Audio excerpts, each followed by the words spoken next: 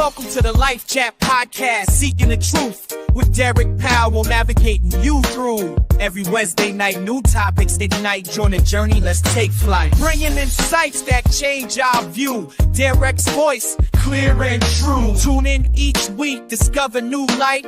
Life Chat Podcast, reach a new height. Hello, everybody. Welcome once again to Life Chat Podcast. Thank you for joining me tonight. Thank you for taking the time out of your day to be a part of the conversation. Finding Peace Within, featuring Miss Daja, Misschocolategoddess Thomas. When I first reached out to Daja, I really didn't know how to approach with the conversation with asking her to come on, but it was basically yes. So she was definitely with coming on for episode for the night.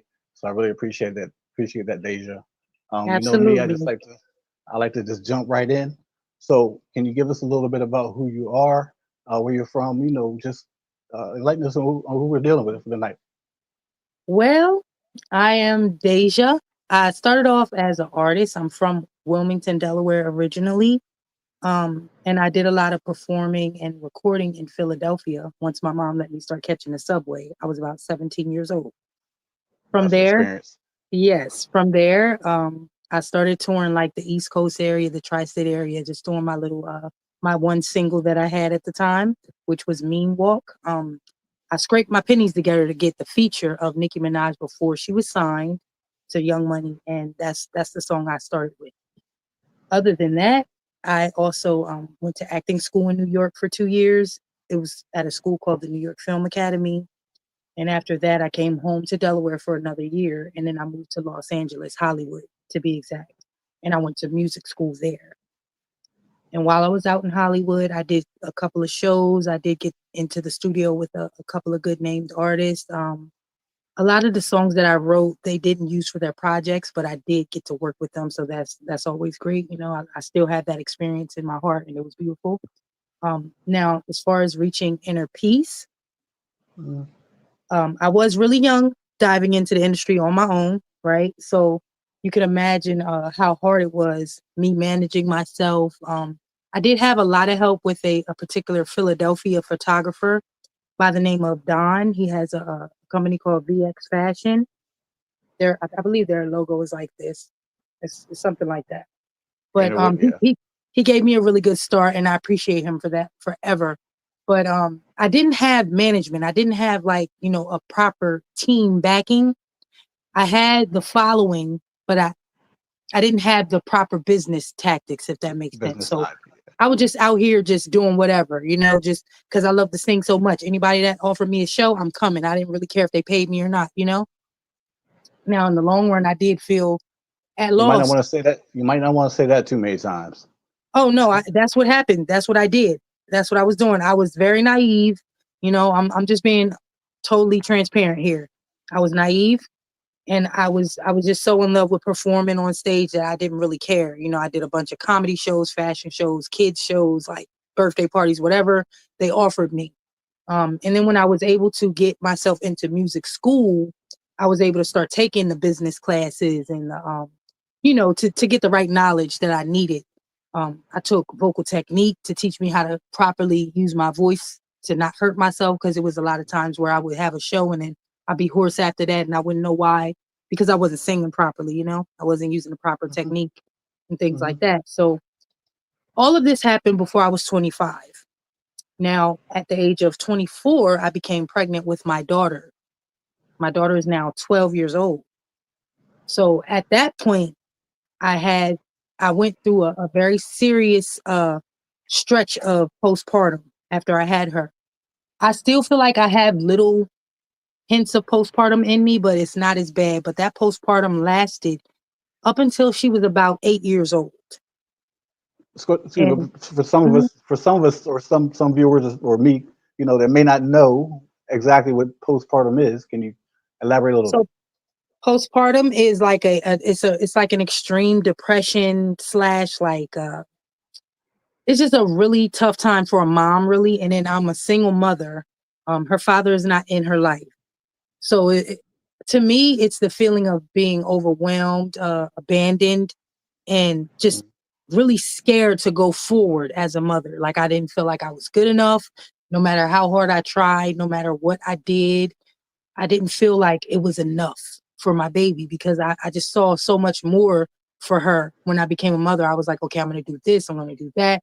You know, I had so much in mind, and it felt like I was just failing, you know, at everything I wanted to do for her. Even though my family members were there, patting me on the back and telling me that, you know, everything's going to be okay, I felt like it's not okay because I wanted more for me and I wanted more for my child, if that makes sense.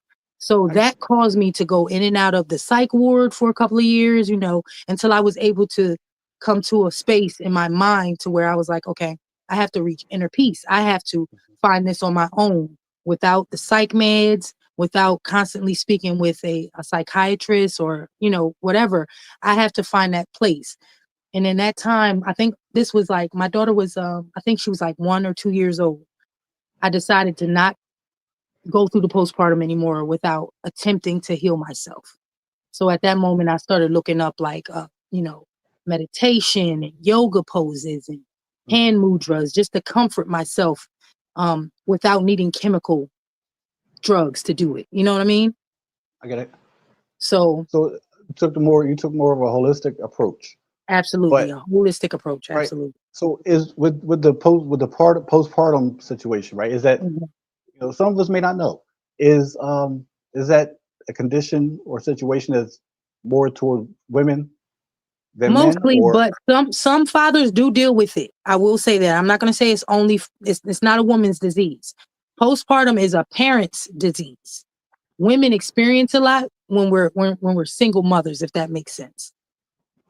the stresses of taking on Yeah. the other roles? Okay. Yes, yes. So it's like I'm having to try to be a father, which I can be. I'm not a man and I'm not her father. I'm her mother. So it was just a lot on my shoulders at the time. It's like, you know, the world was on my shoulders. Everything was just so heavy weighing on me. And I didn't know where to turn. You know, I didn't know what to do. So instead of going back and forth to the psych wards, I was like, okay, I gotta figure something out. So I put myself on a strict like meditation regimen along with a workout regimen because I wasn't happy with how I looked after I had my daughter either, because before I had her, I was more like a supermodel. Like literally, I was very lean. I'm tall. I'm 5'9", and I was modeling. I was acting. I was singing. You know, everything was just in place before I had my daughter, and I felt like after I had her, everything went downhill for me. Now, I will say this: my daughter is a blessing. She came into my life, and she made me feel like a purpose, like I had a reason to live on. But I did feel like I had to lose myself to see that That's because everything that's I had to focus all of my energy on her, you know? that's a good point that you just brought up when you said you felt like you had to lose yourself, Yeah. right? I had to put And she brought myself you, on the back burner. Yeah. yeah, she brought you purpose, and I like that statement because you don't hear a lot of people actually say that. You know, I Hmm. don't know if they think it, but I personally I don't hear a lot of people say that. Yeah. I just know that I can relate to that a lot because of the situation, you know, because of my addictions and all that. So I relate to Okay. that in that way, in that manner. But Right. I want to hear more about the holistic approaches when you said about finding peace within, Yeah. finding Of peace, course. finding Of inner course. peace, and you talked about yoga. You talked Yes. about like meditations. What are Hmm. can you elaborate a little bit more on that? So it 'Cause started with the yoga. I would just kind of sit in my room and say, all right, what am I feeling? Like if I'm feeling tension in my shoulders, I'll look for a yoga pose to help with that. If I'm feeling like tension in my chest and my lower back, just from like my body tenses up when I'm stressing, like, oh God, what am I going to do to pay this bill? What am I going to do to pay for my daughter's dance classes? And I'll tense up and I'll feel it in my body. So I would like sit, you know, crisscross applesauce, the regular meditation pose, just like in Indian style. I can't do it right now because I have on a dress, but crisscross you get what I'm saying. applesauce. Yes. So I sit Okay. in Indian style, and then, you know, I practice the hand mudra starting with this one. Okay. I can't remember off the top of my head which one it is, but this is the resting pose that I start in. And I'll sit there and I'll breathe deeply for at least 100 breaths in through the nose and out through the mouth. And then after that, I'll usually go into this one because this one comforts my heart and helps me to calm myself. Mhm. Can you see my fingers? So you got the I see. pinky and the index intertwined with the pointer and the middle finger up, and this one like that. And you bring it close to your heart like that. It's almost like you're holding a handgun. And you Mhm. hold it there and you still sitting in crisscross applesauce. So then I'll sit there in that position and breathe deeply for at least 100 breaths or so. Okay. And then once I've done that, I just kind of sit in silence. And I do this in the dark. I don't do it with light on. I usually either do it in complete darkness or with a candle, because that helps me to focus the energy and not Less, lose distraction. myself in thought. Hmm. Okay. So I give myself a focus point.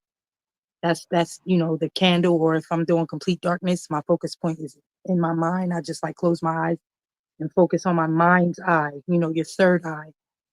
You know what that means, right? Understood. Yes. Okay. Yes. So Yes. yeah, I focus on the third eye, or I'll use a candle or some type of a focus point, but I like to make the room completely dark. There are other techniques that people use. Over time I learned them, but this was something that I did for myself before I really like started looking into things. So like I knew for a fact that this helped me just from being in school. I want to say I was in like middle school when one of our gym teachers introduced that sitting pose to us and was like, this will help you calm down. So I kind of went back to that. I was like, okay, well, I do remember Mr. So-and-so saying this. So I did that, and I got into it. And then after about a year of doing the yoga and the meditation, I started thinking like, okay, now I have to switch my diet up. So I became vegan when my daughter was 2 years old and some change. It was hard. It was a very hard transition. Mhm. At this time, I Was it? was about 260 something pounds. I could So you never can imagine imagine how that. much. Okay, so before I got pregnant with my daughter, I was 120 something, and then after I had her, I was 260. So that was another part that played a big role in my depression and in my postpartum. You know, because I felt So like, God, I'm so big and out of shape. I'm so fat. I the can never be esteem, myself again. Yes, the esteem complete loss issues. of self-esteem, complete loss. I hated myself at that moment. So that brought me back when I decided, okay, I'm going to become vegan. I stuck to it. I decided, and I went cold turkey on beef, chicken, and like all meats from land for like almost a year, maybe about 9 months. So I was just strictly doing pescatarian. And then after I got down to just the fish and stuff like that, I started to wean myself off of that. So a year and a half in, I was completely vegan. And then once I was completely vegan, I just started to kind of get into the raw veganism because I had to learn recipes. It was like I was learning how to cook all over again without the harmful ingredients and the meats and, all that type of stuff. So it took Now, me a while. when you say raw veganism, what are you saying by saying raw veganism? So raw veganism, it's like you don't cook your food. You're eating fresh fruits, vegetables. You're eating, you're able to eat like legumes, which is like the beans and the, Beans. you know what I'm saying. But it's a Hmm. different way to cook them. So we do a lot of soaking overnight, or like we use lemon to cook things and lime juice, and some stuff we just don't cook at all. It's just raw, and we just prepare it in a way to where it's stomachable. So like if I was to get okay, like here's an instance of a recipe that I like to make from raw vegan that I made up myself. Okay. So I make cream of broccoli soup, and what that consists of is like vegan dairy free ranch dressing.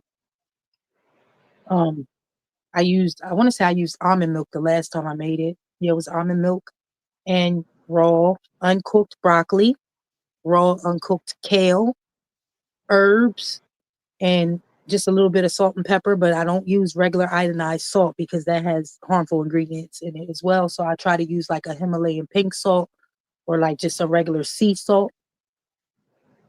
And you use your blenders. You're basically you're not cooking anything. So you might Yeah. mix something, you might chop something, you might blend something or puree it, but you're not cooking it. You're not heating it at all. Now, I know I believe I do. I have enough information to understand why you're not cooking it and what's Mhm. the reason behind not cooking it. But can you explain what's the reason? What are the benefits behind not cooking it, not preparing your food by cooking? Well, a lot of people don't know when you cook vegetables and fruits, you're cooking out most of the nutrients and the helpful part of the fruits, like the vitamins and things like that. You're burning it away. So when you eat living food, The raw vegetables, they're still living technically. Like if you were to take a raw vegetable and put it in water, it will grow roots. It's still Organic. living, if that makes sense. And then our bodies are made up of what, 99% water or something like that. So if you keep that in perspective and you're putting living food in your body is going to become more alive and more electrified and, more like you're going to help yourself to decalcify your pineal gland. If that makes sense. Essentially removing most mucus from your I body. understand it. Anything that it clears your mind. It clears the cloudiness in your mind, which is usually created by mucus and things that you're eating and stuff harmful things you're putting in your body. So once I became the raw vegan, I stayed raw vegan for, I want to say 4 years, about 4 years. And then I ended up getting married and I stopped and I started eating Five Guys because my ex-husband worked there and he would always bring it to me and stuff like that. So when we fell out, I went back to veganism just to kind of get back to that center that I had found before I was married to him. And what's this? 6 years later, after the divorce, I can't really say I'm fully vegan. I do eat a lot of fish and seafood now. But when I need to get to my place of peace, if I'm ever going through anything, a turmoil, or if I'm falling into a valley in life, I'll go back to that center and I say, okay, cut this out, cut that out, clear this out. I don't know, is this an adult podcast? Can I mention anything else? Like, do what you gotta do. So at one point I was smoking a lot of marijuana, but this was because I had a prescription. The prescription was from me having anxiety attacks and things like that when I was in Los Angeles, because I was there by myself. I didn't have any family around. So I was like kind of nervous, going through a lot of breakdowns and things like that. So I got that prescription and that helped me to cope while I was out there in school. Now, when I became a mom, that was helping me cope as well. That was another thing I was doing that wasn't really helpful. So I decided to slow it down and kind of cut it out at this point in my life.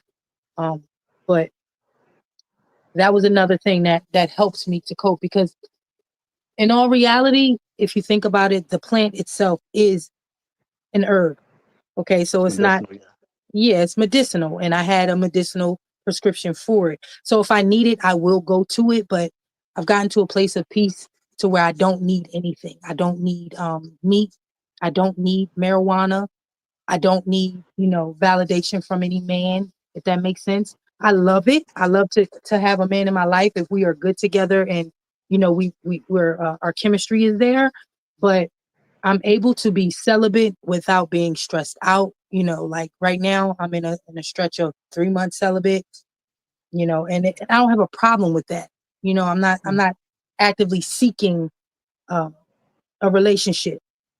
I'm happy where I am, and I'm able to focus my energy in the right places, because right now I am in nursing school, but I've decided that I want to shift my focus into possibly becoming a medical student. So that's going to take me studying a lot more, and keeping certain distractions out of my life to become a medical student. Right now, I do have a couple of courses that are considered pre-med. So I have a good head start from being in nursing school already. So that's one other goal that I'm reaching for now.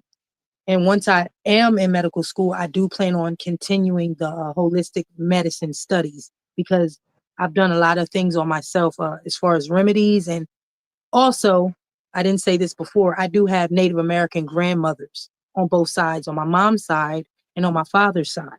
And they taught me a lot of like healing remedies for myself. So using the knowledge that they gave to me, I was able to heal myself from a lot of problems, mentally and physically, even spiritually. So on my mom's side, my grandmother was like a psalmist. Like she used a lot of the Psalms in the Bible. She was a usher at the church for probably like 80 years. I don't know. She was a very spiritual woman. Yeah, my grandmother, a lot of people don't know, but my grandmother was undocumented living in Georgia in India, she's a Cree Indian. So her father had a sharecrop farm. She was on that farm for 10 years before she was ever documented. So when she got documented and got like birth certificate and things like that, she was 10 years old. But that made it seem as if she was just born. So when she passed on, we thought that she was 96, but she was 106 when she passed. And I actually took care of her on hospice until she passed. So I learned a lot from my great grandmother, Lola, rest her soul. I love her so much. She was my best friend, Lola Mae Copeland. And then on my father's side, Sugar Mama, she's actually still living. Sugar Mama. Okay. Sugar Mama. Yep, that's what we call her. Sugar Mama is still living. And Sugar Mama she's from Florida. Sugar Mama is a Blackfoot Indian from Florida, a Seminole, if that makes sense. You know, Yeah. so we have a lot of Indian in us, yes. And she taught me a lot about just like I don't know how to explain it. Okay, so have you ever heard the term Ifa? No. Not Okay, that how one. about No. like voodoo, Palomayombe, Santeria? Santeria, yeah, definitely. Okay, Yeah. so there's a particular goddess of the ocean. They call her La Sarine, they call her Yemaya, they call her Erzoli Dantour. She goes by a lot of names. She's basically the spirit of motherhood, right? And Sugar Mama taught me how to channel that energy as a child, because I would see her, you know, she had a lot of like ocean things around her house. She had like these bottles that she decorated with water and like glitter and things in it. And I would say, Sugar Mama, what's that? And she was like, oh, that's a magic bottle, or that's a spell bottle. And I'm like, well, what's that? You know? And she said, well, you know, water is magical. Water has memory in it. She taught me so much about that. And at the time, I didn't realize I was being taught that. I was just like, wow, that's so cool, you know? But as I grew up and became a mother myself, I was like, I see why she taught me that. Because that was another thing that helped me find my peace. Coming back to Ifa and Vodou, like that's something that runs way back in my bloodline. So I was able to focus my energy into that. I want to And know also, mhm. how you when you just mentioned that, I want to know how you channel that. How do you how does that help you find inner peace? If you could elaborate, explain a little bit on how you find inner peace Well, essentially, there. it gives me comfort. Like whenever I feel like my back is totally against the wall and I've called on God 1,000 times and I feel like almost like God is ignoring me, I switch it to more of a feminine aspect of God. That's what that is. So Mhm. the spirit of motherhood is it's like a goddess energy. Instead of God, it's going goddess. It's not excluding Mhm. God. It's going to the feminine aspect of God, if that makes sense. Because we all know that God is man and woman. You know, we say God as a man or as a masculine most of the time, but at the end of the day, God has no sex. God is Mhm. man and woman. It's duality. So Mhm.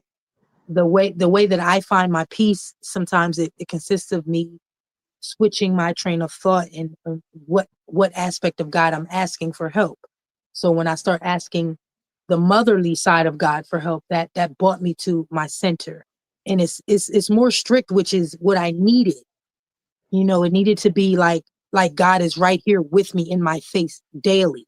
So that's why I put Goddess in my name, because it's something that reminds me that no matter where I am in life, God or goddess, I'm always going to have that backup, you know, that backup system. And Yemaya is the way that I associate it, because she's the goddess name that comes in the quickest whenever I need her. Now in Ifa, I am an initiated priestess of Oya. They call me a daughter of Oya because that is the crowning Orisha that I have. But I still relate a lot more to Yemaya because she's helped me in my life so many times. For instance, when I found out I was pregnant in California, I was homeless because her father put me out. So I was sleeping on the beach. The Mhm. beach is actually the place where you meet Yemaya. I didn't know that until I had to sleep there pregnant, homeless. It's like she came into my body and into my heart and surrounded me with like a protective shield, if that makes sense, so that I wasn't harmed while I was outside pregnant. So is it more of a so you believe it was more of a more destiny? Yeah, it was a destiny for sure, because I was ignoring it all the way up until that point. I had it in the back of my mind because Sugar Mama told me about it, but I was ignoring it up until that point. And when I accepted her, like her energy into my heart, and I started hearing her call, that's when it was almost like any attacks that were coming my way, it was like she was swatting them away like a fly swatter. And I was like, okay, this is real. This is why Sugar Mama was telling me about this. This is why Grandma Lola told me about Silu. Silu is the Indian version of that, the Native American Indian version of Yemaya. So this is why she told me about this, because it's like they didn't want to overwhelm me when they told me as a child, but they put it in my mind so that when it was time for me to summon that energy, it was instant. It was there, if that makes sense. Mm-hmm. I mean, So you dropping a lot of you dropping a lot of stuff. You dropping a lot of stuff. You dropping a lot of terms that a lot of us may not be familiar with. But you right. know, there are a few things that you mentioned that I was kind of familiar with. But you mentioned a lot of things that I'm not familiar with, and some other Okay. people may not be familiar with. But Okay. it all basically boils back down again to the topic, which is to find the peace within, finding inner peace. So everything that Yeah. you mentioned basically revolves around, I don't want to say revolves around peace, Mm-hmm. but um, there's uh, an element there Yeah. where reaching out and grabbing it and pushing, like bringing it back into yourself and Yes. making it work for you. And Yes. you mentioned something earlier that I think about a lot now Mm-hmm. in my the way I live now, about like relationships Mm-hmm. and the peace of just being, not looking for uh anyone in particular, anything as far as relationships. I mean, I had my little rant a couple weeks ago, I guess, and I just Mm-hmm. want the comfort of a woman. I want to be, with somebody. But Right. my experiences showed me that um I do want to, when I finally do get somebody in my life, then it's like now they're too close to me, and I just want to be left alone. Right. So I appreciate my peace. I love just being able to come down here and sit down here and just have my time to myself. Right. And I'm not into yoga and all that. I'm not that flexible anymore. But Right. But this is what you're doing now. This is a meditative thing for you. It helps you to find peace, correct? That's what matters. I love doing it, right. And so what I'm saying, what I'm getting to is, just for me personally, for me to find my own my to find my peace, Mm-hmm. what I love, what I like, what calms me, what keeps me level, Mm-hmm. um, is basically being unfortunate. I don't even know if I should say this. I'm going to say it. Being alone is helping me a lot Right. more than a lot of people might understand. A lot of people might understand. Right. This is like, it's really building me up, and I think it's building me up to be a better individual for that person that comes into my life later on down the line. Absolutely. Yes, Um, absolutely. I agree with that 100%. I think that you have to be able to be alone and be happy and at peace with yourself before you're able to be in a relationship and be happy and at peace with that person and have harmony with that person. so I did have one more question for you Mhm. before we wrap this up. Okay. Um, when you were talking about the diet, about your Yeah. diet, right? Hmm. What is how do you equate that? How do you equate that with peace? How are they connected? Well, I can definitely feel the difference with my body. I'm getting a little bit up there in age. I'm not going to say I'm old because 37 is not old, but Oh, you're a senior. You're a senior. Nah. I'm a senior citizen. But yeah, I'm a grandma. It's like, no, I'm not. But anyway, the diet plays a big part because you can feel the difference. And when your body feels good, any stress, for me anyway, starts to fade away because my body feels good. When I'm eating the right diet, I'm able to get up and run long distances. I'm able to do push-ups, which I've always been terrible at because my upper body strength has been terrible since I was a kid. I used to break my arms a lot. It's just a lot. Okay. So You broke when I'm arms a eating lot. vegan, my muscles, my strength is like at 1,000. I'm sorry. Did you say you broke your arms a lot? A lot. I had a big brother and I had like male cousins, and I was always roughhousing with the boys. I was a little Tom girl, if that makes sense. So I was the girl that was in a dress, like, dressed up in a doll baby dress with lace socks, but I'm running down the street with a bunch of boys playing basketball or football or whatever. And I'm climbing trees and I'm jumping down off of stuff and I was breaking my arms and I would keep on going and playing. It Okay. was pretty bad. It was pretty bad. My mom would, Okay. I would send my mom into a crazy house with all the crap I used to do. So that being said, I didn't have the easiest time when I was heavier or not eating vegan, working out. Like I was not able to run long distances. My breath control was terrible. Like I was just out of shape. I was able to sing and do my performances, but I wasn't able to like really get into it and put the energy into it that I needed to. When I became vegan, I noticed my flexibility becoming way better. Um, my breath, like just breathing and my movements and just everything felt heightened, you know? And I was like, okay, now this is telling me something, cutting out the red meats and the land meat in general, and then eventually cutting out the fish and the shrimp and all the mercury and all that stuff. It was like my body had a reset button. So I was like brought back to when I was like a small child where I was able to just get up at 5 a.m. and sprint around the park or stuff like that. So the diet definitely plays a big part. You start to see yourself in a mirror totally different. It's like you're glowing The almost. When glow, you're yeah. eating vegan food, it's a whole different level. I'm telling you. It does feel like you're essentially connected to God by your umbilical cord again. Like it's a whole different experience. It's really hard to explain unless you try it. Well, for me, being the 51-year-old guy that I am, so if you're throwing Hmm. ages around, the Right, 51-year-old guy that I am, and I just had fish yesterday, and you're making me feel right. some kind of way, and I had bacon earlier, so hey, but I wanted, Hey, I don't yeah, judge, but what I will say is yeah, I will never eat swine ever. And that comes from my dad himself. My father is Muslim. This is Mhm, this is Sugar Mama's son. He became Muslim as an adult. So I had that mhm. sprinkled into my life at growing up too. So he scared me bad about pig meat when I was a kid, about 9 years old. He told me, "Oh, well, if you eat that, you'll have maggots in your body when you die, and when you go to sleep at night, you'll feel them crawling around." Oh, I was devastated. So I stopped eating meat when I stopped eating pork when I was 9 years old. The So part shout about out the to maggots. Dawood for that. Well, shout out Dawood then. But that Yeah. part about the maggots, that would have scared anybody off Oh, he scared me so as a bad. And at 9-year-old, that as point, a I was little like, I don't kid, want the pork. Oh, pork as a stinks. little It's going to kid, give that me would definitely. maggots. I won't eat it. No, my dad said don't eat it. Mashallah, I won't have maggots. Mhm.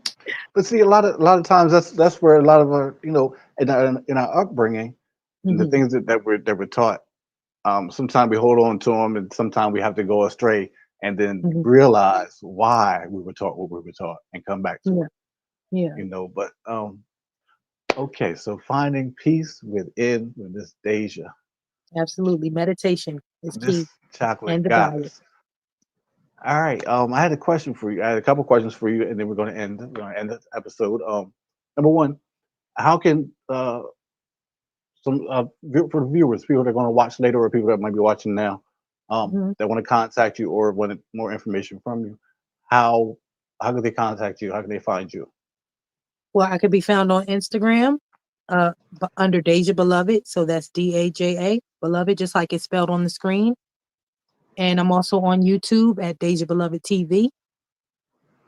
You can also find me on Facebook at this same handle, Deja Chocolate Goddess Thomas. So there's a ton of ways to find me. If you inbox me on either one of those, I will see it, and we And for can go those that from don't, for those that don't know your talents as far as your creativity with your music, do you want to give yourself some props there? You want to let us know there. what you have coming up? You want us to know what Okay. music you have out now? Currently I'm working on my first instrumental beat tape because I told you I just started producing about 6 years ago when I broke up with my husband. So I'm gonna put that out and see what the world thinks about it. But I also am working on a short electronic album, which is gonna be, me singing and rapping and producing and everything. The only thing that I'm probably gonna hire someone for is for mixing and mastering. So I'm gonna throw that out there and hope for the best because I'm not gonna say I'm the best producer, but I do work a lot on my music and I try to create, unique sounds to me along with listening for what's commercial and what's relevant at the time. So I try to keep it original, but I also like to incorporate what's popping at the moment. So fingers crossed that will do well. I did drop a couple of singles in the past month. One is with my brother. He's currently incarcerated, so I'm using that single to try and do like a fundraiser. So when he gets home, I can give him something to get back on his feet. That song is called God Body, featuring Jamel Malik.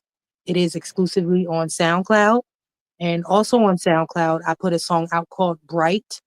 Bright is also a song that helps me to pull myself out of a depression that I was in my last relationship when I was living in Tennessee. So that song it's important to me. It hasn't quite taken off yet. I do have to do promo and perform it probably a little more. But I think once it hits the waves, people will notice like it's really a good song to help uplift you. I checked out checked out You Bright heard Bright? what, Awesome. last week, a couple weeks ago, last week. We were Yes. going back and forth. Yes. I like Bright. It was just, I mean, it was like one of those, I guess I'm gonna say inspirational type of Yes. songs, but it wasn't like, it wasn't over the top. It was basically like to me personally, it Yeah. was like even keel, but Yeah. it said a lot. It said a Yeah. lot, and you could feel like it wasn't like so much pain in there. It wasn't so much pain in there that it Right. made me break down and cry. But it's kind of like thought provoking because of the Yeah, I word was trying not the that's the word thing play. with that. I was trying not to cry. So I was like, let me say something that's gonna make me smile. Let me give myself some reassurance that there will be a brighter day tomorrow, that you don't have to hold so much on your shoulders. You gotta let stuff go. You gotta believe in yourself. That's the main thing. Like, because I lost hope for a little minute, when I was in that relationship, because I had a guy who was constantly trying to dig at my self-esteem or trying to knock me off my high horse, if that makes sense. Like, I don't know why a man would want to be with a woman if he felt the need to hate on her or pull her down, um, or whatever. So that song was for that purpose. And then I just remixed a song that I had from about 12 years ago that's called Spikes. That song was a dance song. It's strictly like a dance song.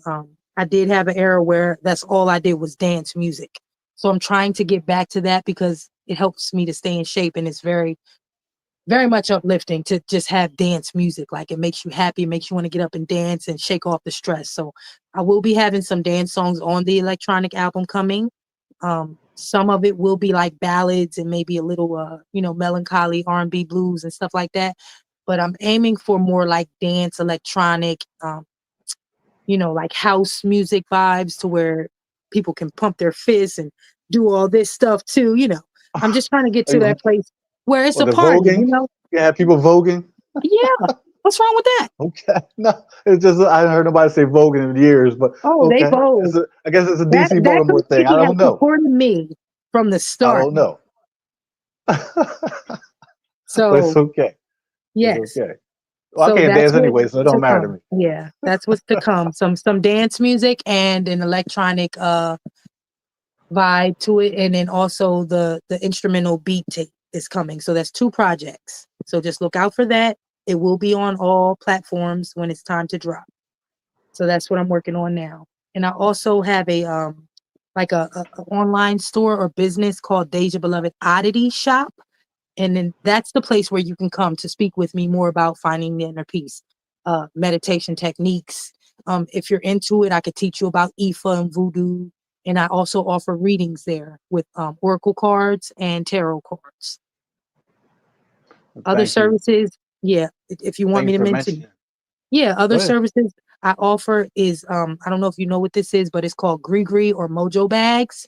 This is like an old school voodoo art that we offer to help with everyday life. And it's something, it's basically like I put herbs and crystals and things together in a bag. I pray over it for whatever intention it is that the person needs help with, and I pray over it for an extended period of time. So we call that feeding the mojo, right? And then once the mojo is fed full and ready to go, I give it to the carrier. They're instructed to keep it close to their heart, and then once they have it, things start to change. I also offer fixed candle services as well. So that's another thing that's available. A lot of times, as soon as people hear the word voodoo, they automatically go to this Ooh, other scary. type of, yeah. That Yeah, and it's instead not of that. realizing that It's it's not that. actually a religion that was actually one of the original religions. But anyway, I'm Yeah, gonna leave that alone. That's not even my wheelhouse. yeah. But um, we're going to end this episode for the night. Thank you for being on, Daja. No Thank problem. you, everybody who's watched the episode. I appreciate you. And please contact Daja if you watch the episode later. But please contact Daja through her website and all the information that she gave you. And please just stay safe, be strong, find your inner peace. Thank y'all. Be safe. Good night.